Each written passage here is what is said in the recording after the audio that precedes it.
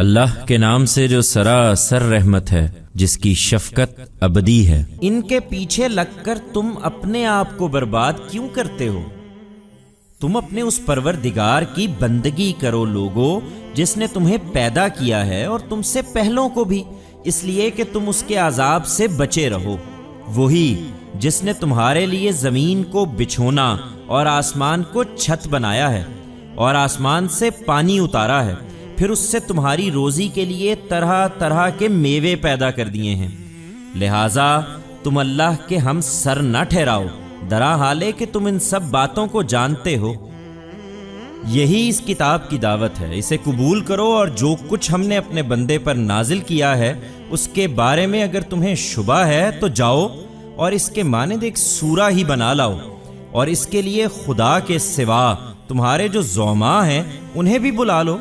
اگر تم اپنے اس گمان میں سچے ہو۔ پھر اگر نہ کر سکو اور ہرگز نہ کر سکو گے تو اس آگ سے ڈرو جس کا ایندھن وہ لوگ بھی ہوں گے جو نہیں مانتے، اور ان کے وہ پتھر بھی جنہیں وہ پوجتے ہیں، وہ انہی منکروں کے لیے تیار کی گئی ہے۔ اور ان کو جو اس کتاب پر ایمان لائے اور انہوں نے نیک عمل کیے، اس بات کی بشارت دو اے پیغمبر کہ ان کے لیے ایسے باغ ہیں جن کے نیچے نہریں بہتی ہوں گی، ان کا کوئی پھل انہیں جب بھی کھانے کے لیے دیا جائے گا تو کہیں گے یہ وہی ہے جو اس سے پہلے ہمیں دیا گیا، درا حالے کہ ان کو یہ اس سے ملتا جلتا دیا جائے گا، اور ان کے لیے وہاں پاکیزہ بیویاں ہوں گی اور وہ ان میں ہمیشہ رہیں گے۔ یہ جنت کی تمثیل ہے،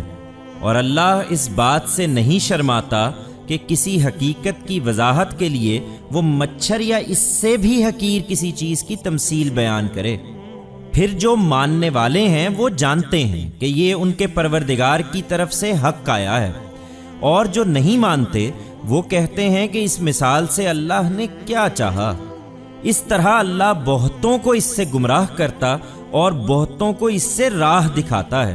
اور حقیقت یہ ہے کہ وہ اس سے گمراہ تو سرکشوں ہی کو کرتا ہے جو اللہ کے عہد کو اس کے باندھ لینے کے بعد توڑ دیتے ہیں، اور اللہ نے جس چیز کے جوڑنے کا حکم دیا ہے اسے کاٹتے ہیں، اور اس طرح زمین میں فساد برپا کرتے ہیں۔ یہی ہیں جو دنیا اور آخرت دونوں میں نامراد ہیں۔ لوگو، تم اللہ کے منکر کس طرح ہوتے ہو؟ درا حالے کہ تم مردہ تھے تو اس نے تمہیں زندگی عطا فرمائی، پھر وہی تم کو مارتا ہے، پھر وہی زندہ کرے گا، پھر تم اسی کی طرف لوٹائے جاؤ گے۔